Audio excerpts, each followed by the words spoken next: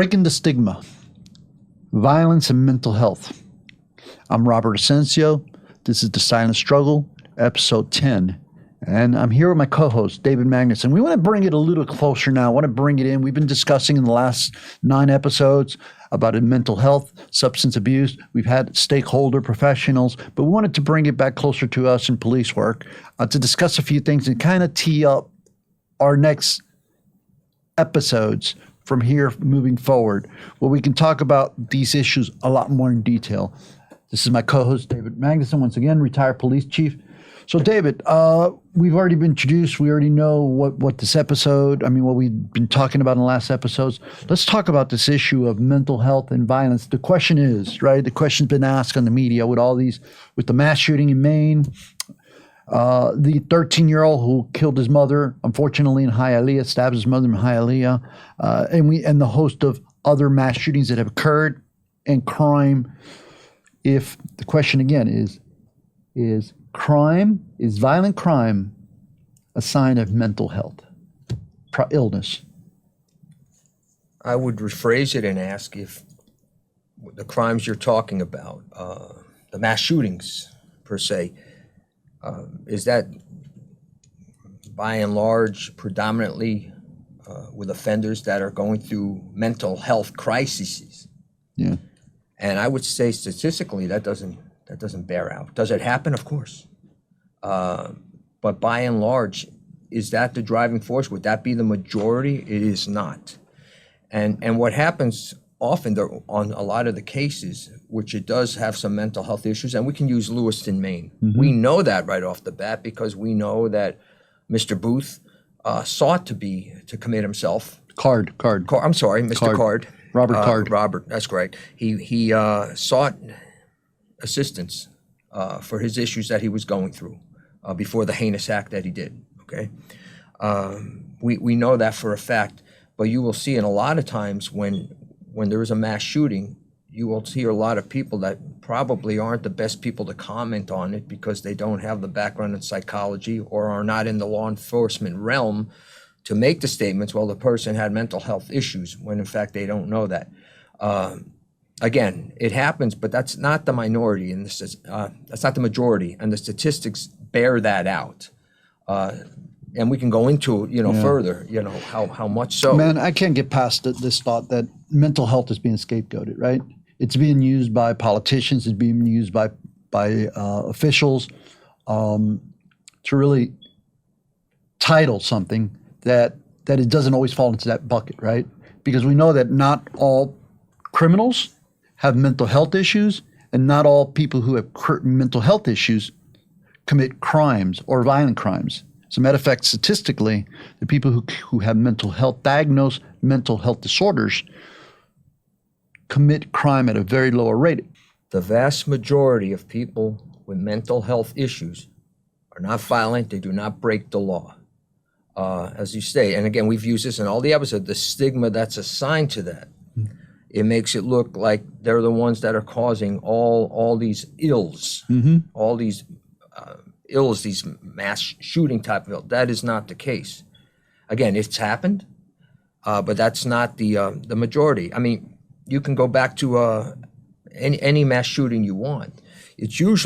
Mass shootings are usually one of two things: personal grievances or some sort of radical ideology, some sort of hatred that drives them.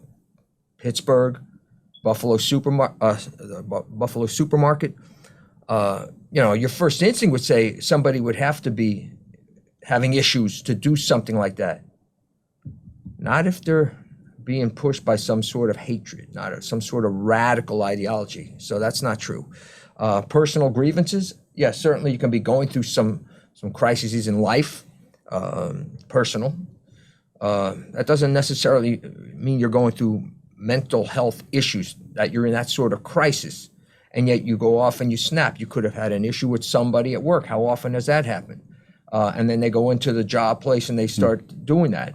Your first response, somebody's first response that doesn't know better, is going to say, well, yeah, obviously he or she had mental health, and it's usually mental health issues. But that's not necessarily the case. And again, you got that stigma that goes on. And I think it's really important to recap here and state why we're doing these episodes, right, on the silent struggle. We started taking an introspective look into our community, our discipline, first responders, the impact of violence and the impact of life on their mental health condition and wellness. We also know that law enforcement has made some very, very advanced leaps, if you will, over the last 30 years, where now the culture is somewhat, it's changed. There's a recognition that violence, officers, 26 years, 25 years, 30 years, 40 years, very few make it 40 years, but the decades of responding to calls for service really impact the individual, right? And have an impact. It's undeniable. It has an impact on a person's, well-being. Can you imagine? Let's bring it closer to home. Can you imagine the officers who responded to the 13-year-old, I believe his name is Derek Rosa in Hialeah, who calls the dispatcher and tells her that he just stabbed his mother? Can you imagine the officers, not just the dispatcher who's listening to this person, not seeing it, so she's visually creating some images in her head, but the officers who respond to the scene that had to see the body next to an infant. Thankfully, the infant was not harmed, but then knowing that another person committed that crime, and then you take it and you go from that call to other calls for service, and you just continue to go through the cycle of your career without being able to process it. Yeah. Because you're going from call to call. We've had this in the previous episodes as well. The post-traumatic stress syndrome, that this will take place. It will take place. We see things that nobody should really see, and we see them not just once, but usually oftentimes. How many times you see mothers, family running out because a child was gunned down in the street. Yeah. And, it's the tough streets of Miami per se. That's somebody's kid. And if you walk away from that and not have compassion for the mother, no matter how many times, or the family that are grieving right there, I'm not sure that's a good place to be in. Yeah. Now, you can't internalize each and every one, but I think you have to identify it and give it the respect it needs. It's just never pleasant. But going back to something you said a second ago, and with my original faux pas, when I said Mr. Booth. Okay. Mr. Booth. Well, that was another episode in Miramar. And that's correct. And we're talking about how police deal with things, how this was dealt in a right way. Mr. Booth, and you get so many names, and occasionally. Well, for the audience, that was the guy in Miramar who. Top of the ambulance. Fire rescue truck. And he was just dancing, and he looked like he was having a good old time. He was having fun. And he wouldn't come down, and they waited him out. You had people that now, compared to 30, 40 years ago, as you talked about the 40 years, now they can talk to him. Now they can wait him out. Now they can say the right things, not to trigger him. And he came down. Yeah, they de-escalated situations. De-escalation with a knowledge of why a person is maybe acting in that way. It goes a long way. 40 years ago, 30 years ago, I think gravity would have been at play. Yeah. And the person would have been, yoked down, and that would have been the end of it. But you could see the difference now because of what we've learned with CIT. And again, with patients, if in doubt, use the patients. Always have the officer safety mindset, of course.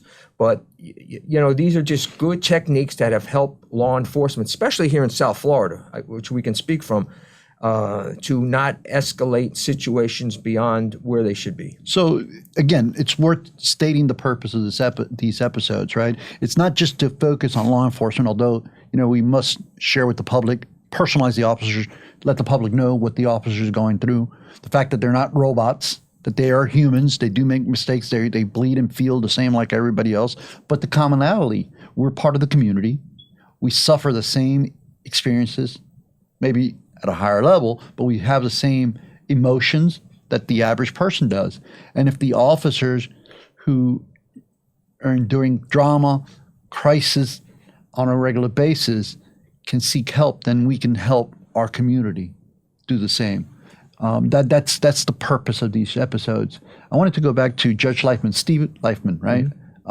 One of the pioneers in mental health in Miami-Dade County. He's I hope that after 20 plus years, he'll be able to launch open up the mental health facility that he was talking about. He's been instrumental in building, right? We know that Judge Leifman the mental health court. He's established it here in Miami. He's been a fundamental piece of it. They have reduced crime, recidivism amongst people who had mental issues, substance abuse, health, by treating their problems so that when they return to the street, they're normal. They're as normal as mainstream as possible, and they no longer offend. That's been a great success. But I wanted to ask you about reflecting on what he said and how Miami-Dade is dealing with the court system, is the intersection between the courts and mental health. What are your thoughts on what he shared with us, and how much more can we progress from there? Well, there's been great buy-in, first of all. I know it's going to open up on 7th Avenue up near 24th Street in the city of Miami. Northwest. Yeah. He's at the forefront. People that buy, buy-in's very important in anything. And I think people are buying into it finally. The stats don't lie. Like the repeat offender is not as much as it has. It is declining. So it is working.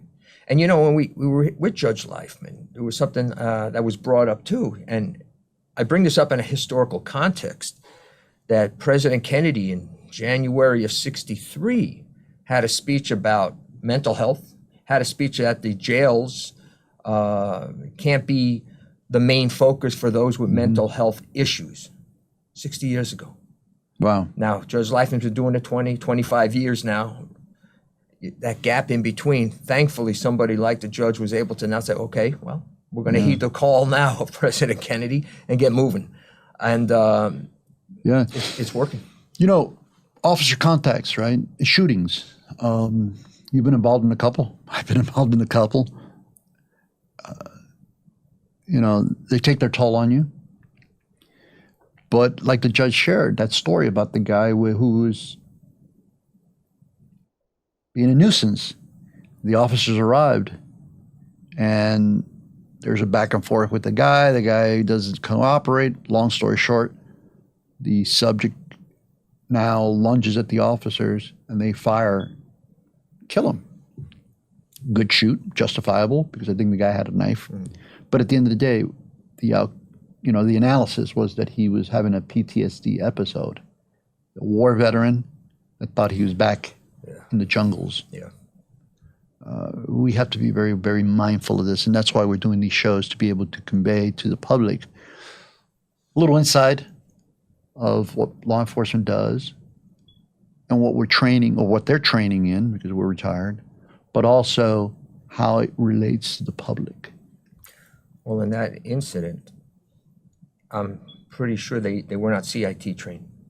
And with the CIT... That was long before CIT. Right. Yeah. And with the CIT, the danger was still there. I had a knife, but they may have, or probably would have, identified what that person is going through. Whereas the other two officers who did nothing wrong, they didn't identify it. Had they might have taken a different course, might have calmed down. Most of the time in police work, most of the time, not always, but in a lot of these situations, time is on your side. There should never be a rush to failure. Yeah. So in the last 4 minutes that we have here, let's talk about where we're going to take this series in the next coming weeks. The fact that we want to have more stakeholders on the show. We want to have mental health professionals. But what are your thoughts on creatively what we can do for our audience in order to convey that they're not alone, that we're all in this together, and that there are resources available to all of us? Get the right people on here that can provide the tools to help them. One of the tools that we were able to get them, thankfully, was 1-800-HELP-YOU. Yeah. They respond to you in crisis, and there is just a whole wealth of information out there. And half the battle is getting people to know where to look for things. They might want to look up something, And they say, well, I know I can get it at a library, right? If they still go to libraries or on Google, but you got to know where to look for it. We're providing that information of where to look for it, what you can do. You're not alone. We call it a silent struggle. The struggle will be there. That's something that will have to be worked on. But if we can remove the silent part of it, you'd be surprised how much people have compassion and empathy, even beyond family, that will come in and join you to help you get through this crisis. So I think between the two words, let's get that silent out of there. Yeah. I mean, let's face it, economy is no joke, right? People are struggling. Families are having a hard time making ends meet. My God, cost of living in Miami-Dade County, housing alone will cripple families. Don't bring up insurance here. Yeah, you just got a letter from your insurance. Let's move on. I'll tell you what, my insurance is going up. My home insurance is going up, and there's no reason for it. I mean, there are those that say that they can't do better, but yeah, we can do better. But the point is that there's stress. Are stressors. Those are stress stressors. that's being put on people. Yes. Work, careers, family, children, peers. Yeah. Man, there's a lot. So I look forward to the next shows and bringing on some additional stakeholders. I think we've built a good relationship with Miami's Community News. Hopefully, with our producers' help, Tommy Stitt and Rochelle help, we'll get this up on podcast, Apple, Spotify, and all the other mainstream podcasts. But without you, the public, we're just talking to you. We need your input. So feel free to drop us a line. Let us know if you have any thoughts, any ideas, any suggestions, any comments. We'll take them all. Any last words for the audience? We'll be back, and we want you to be back. We'll be back. Who says that? Arnold. I can't thank you enough. The Miami's Community News team, our producer, thank you again. Audience, look forward to speaking to you on the next one. Thank you.